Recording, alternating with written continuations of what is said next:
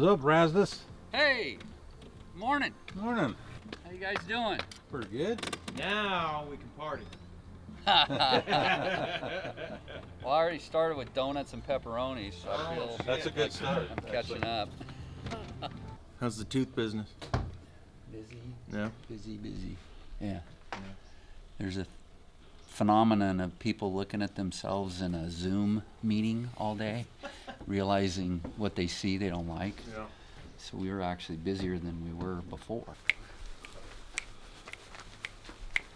Wow, that won't go in the movie, but So now, joining us, we have Mr. Mike Brown. This is Jeff's little brother. Emphasis on the little. We're gonna go shoot some guns, and we're happy. Jerk. But we're damn happy you made it down. Thank you. I'm glad to be here. Yeah. It's always good to get down to the lake. Yeah. So let's go shoot some guns. Let's do it. Yeah, so this is one of the first, this used to be where we would stage for our dirt bikes in here. And I mean, we've been coming up here, my dad started coming up here in the 50s and playing around all these hills. So he found this rock quarry that we're gonna go hunt at, or shoot at today. And then we would ride dirt bikes up here on the weekends. And that parking lot, that was my first time on my dirt bike, and I was so excited, 10 years old, got the new dirt bike, waited all week to ride it, parked, unloaded the bikes, fired it up, took 2 turns in the parking lot, ran into my brother and popped my front tire. And my dad stuffed my bike back in the truck and said, "You're done, we'll see you in 4 hours." And he took everybody else riding. I sat in the truck for 4 hours. Lesson number 1, you don't screw around in the parking lot.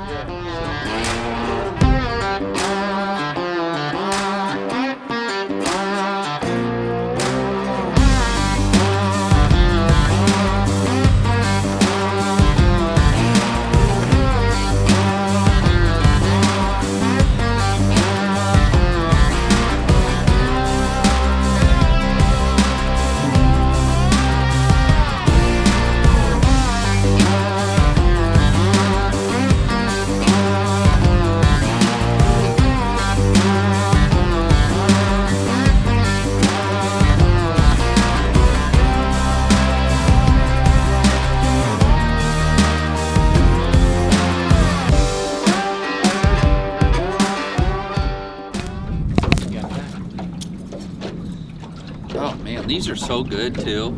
Sometimes I just put a little pinch between my cheek and gum. Yeah. Yeah, they're great. No, really underestimated.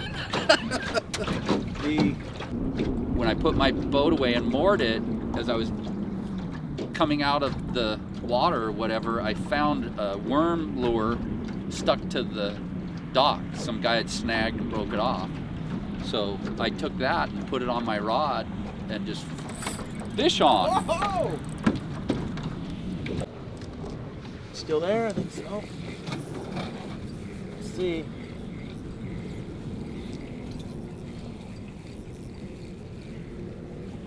Isn't exactly making me horse him in, so. Look at you. Nope, lost him. Damn it. All right. Well, we know we're on it, so let's keep going. Ready too. Keep going.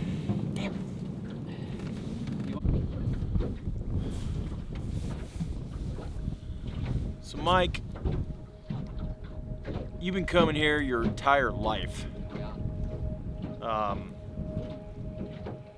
What's it like to be able to take something that has brought so much joy to you and not only hand that down to your kids, but now grandkids, you know? It's cool. I mean, the absolute luck of life to be born into this situation, you know, to have mom and dad find this place, and we've had it since I was 3. So it's like, oh God, I hate to even say it's 50 some years. And to grow up, you know, as a little kid, swimming off the dock, fishing for bluegill, learning how to water ski, and then developing the passion that my dad had for water skiing, which is why I still come, you know. It's fantastic getting to teach your own kids to ski. Plus, growing up with this, just the sheer joy of seeing anybody for the first time here lets you see through their eyes what I get to see every weekend that I come, you know. And you can look at these mountains that I've been looking at, they don't change, you know, they're the same, but the people that come and go and their stories and the joy in their face when they catch a fish, when they jump off the diving board, when they ski, when they're sitting by the campfire, it's all, that part of it is just magical. And to get to have my kids grow up and get them to the point where they want to plan trips here now, you know, and then they're bringing our granddaughter down. It's an amazing thing. Every story down starts with, usually starts with warm. Yeah, yeah. These guys got it just terrible experiences without it. It is, and the funny thing is I'm not experiencing it without him. When I am here is when I am with him. And I feel that as soon as I start thinking about going to the lake and driving down here today, my first thought was, I can't wait to get here and walk out on the dock and feel Dad.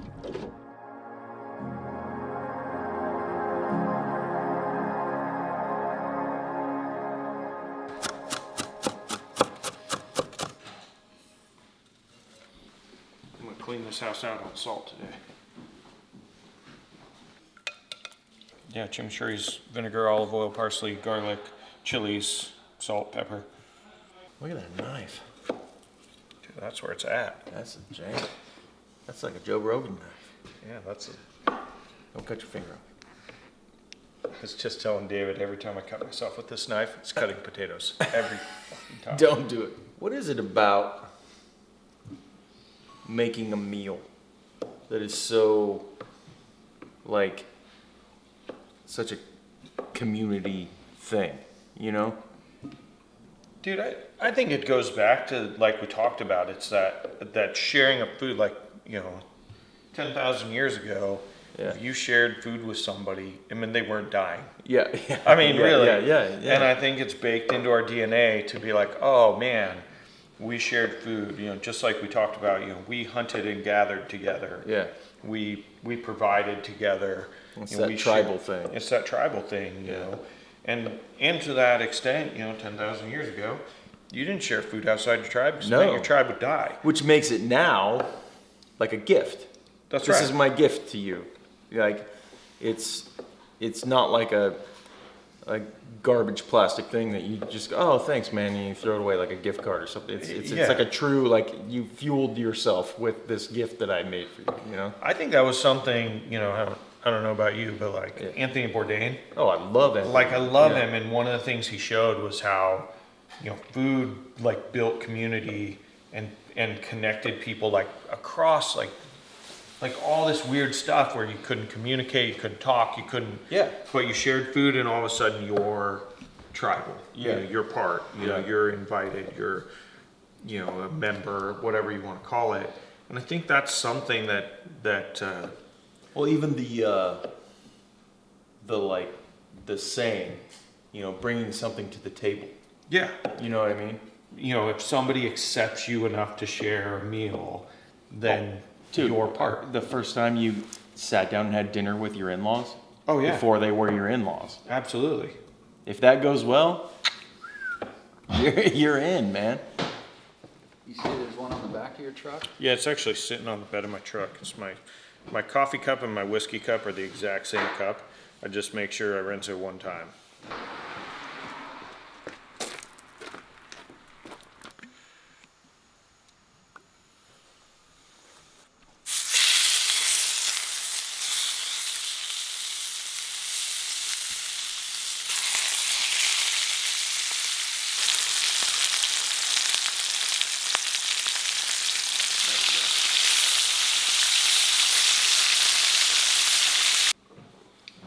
What the man? You outdid yourself. It'll do. I'm all down with purple, but if you're not Give down me with purple, go that Give me way. some meat. Listen, cooking in the dark's a bitch, so. A few more of them. Oh, mother fathers. wanna- Thank you. I don't I'm want all to set. disturb it. Yes. This is the top 5 pieces of meat I ever ate in my life. Chimichurri is money. I'm glad to hear that.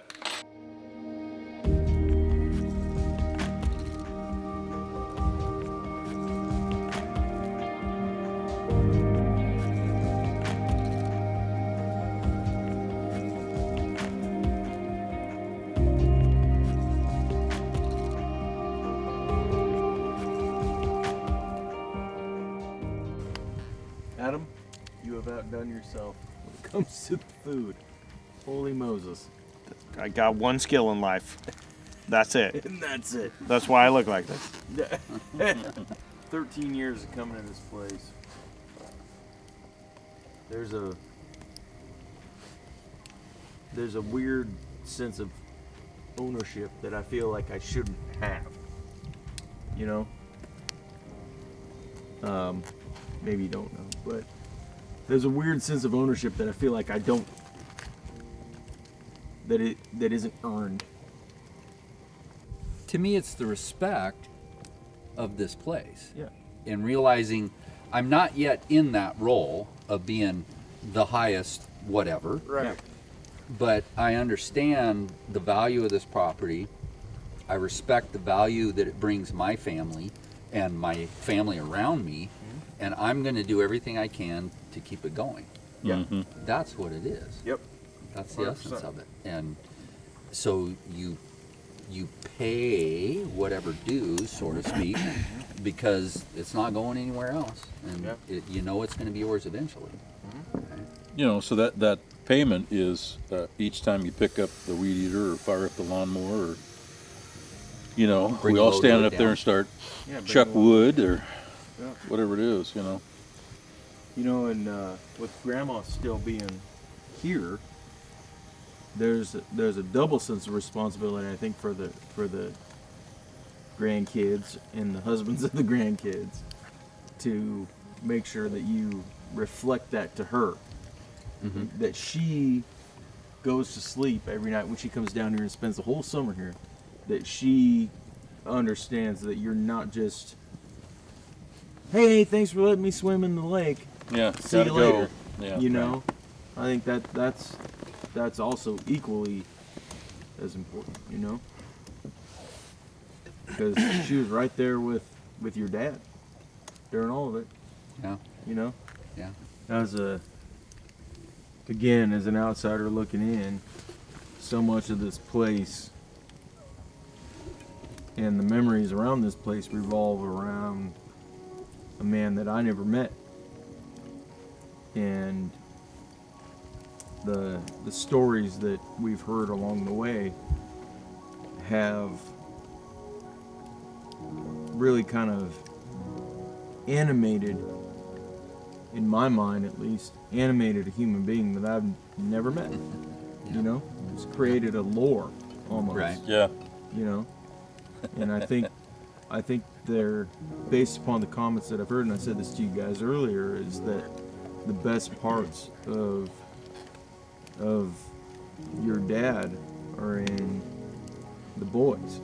You know, they've been passed down through you guys, and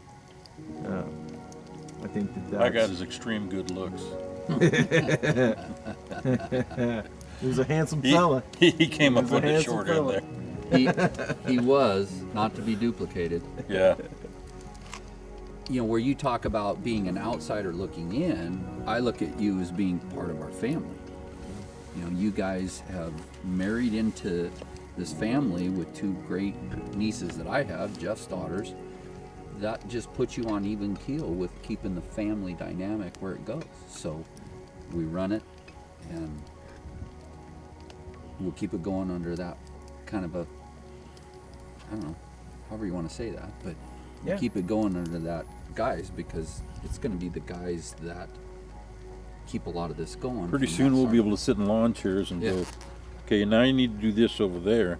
You do this over We've there. determined we will be the two old guys on the Muppets. Yeah, we'll be the In the background. The balcony That's Muppets. hilarious because Haggling. I've literally said to Kat, We're looking forward to it too. I've said you Yeah. wait until Uncle Mike and your dad. This is what I tell my wife. Wait until Uncle Mike and your dad are sitting on that porch, like the old man on the Muppets, telling me and David and John how we need to no a little to the left and set the dock and in the spring. Yeah, I can hear Mike. You know, if Yeah. a guy is smart. Yeah. Old Gyra. Yeah. Yeah. Yeah. It's like, as I said earlier, as silly as it sounds, Murphy's on the end of that dock. And eventually Wilson will be at the end of that dock, Yeah. hanging out with Yeah, Murphy. yeah. And in a way, your dad is on the end of that Oh, yeah. dock. Yes. And when I'm dead and gone, hopefully Well, I'm close on to the end of store. that dock. Yeah. Yep. And my descendants are coming out to the end of that dock. That's the idea. I told Jenny to burn me, Yep. put me in the Yep. lake, Yep. Toss me in the lake. Yeah. Absolutely. get the nicest mason jar. Susie asked me one time, when you get here, you always take your lawn chair and you walk out Yep. to the right corner of that dock in the same spot. I said, because it's as close as I can get to the water, Yeah. and away from everything else. Yeah. And it's just, kind of the perfect place to sit there and watch that sun go down. And when you're dead and gone, We're gonna bury you under that fire pit. Well, I'm hoping, as I'm on my way out, you can just push my wheelchair out there and put a fishing pole in my hand. Come back in the spring and see if I'm still in the chair. Yeah. no, but when you're dead and gone, we're gonna go sit on the end of that dock. And when you're dead and gone, we'll sit on the end of that dock. Yep. And when I'm dead and gone, Laura will sit at the end of that dock. Yep. The namesake. And we'll have a party. The namesake of the person who started this whole Yeah. freaking thing. I don't know if you guys remember this, but 3-4 years ago, we were all sitting at the campfire. This was before Rosie, so Laurel was 3 maybe. And if you remember, when she was about 3 years old, she would never sit still. She always wanted to go back and forth, back and forth, back and Right. forth. So we'd all take turns walking with her. Yeah. And Grandma came down, and it was Grandma's turn to take her for a walk. And they started walking off. And the thought occurred to me, for the first time in a little over 10 years, Laurel and Deanne were back at the lake. Yep. Yeah. Yep. That's funny. Pretty cool, man. Growing up with Uncle Merle, Gyra was a fictitious character that we created because he would sit there and look at any problem and he'd ponder it and he'd come up with a solution. He'd say, if a Gyra's smart, He'd do this. He'd do this. And so we all grew up with this understanding there was some guy named Gyra. And he Who knew everything. Who knew everything. He was like the modern day MacGyver Yeah. before Yeah. there was a MacGyver. Yeah. His name was called Gyra. MacGyra. If a Gyra's smart, Guys. he'd run a chain over As- that tree and back under that truck, and he'd just lift it right out of that hole. Exactly.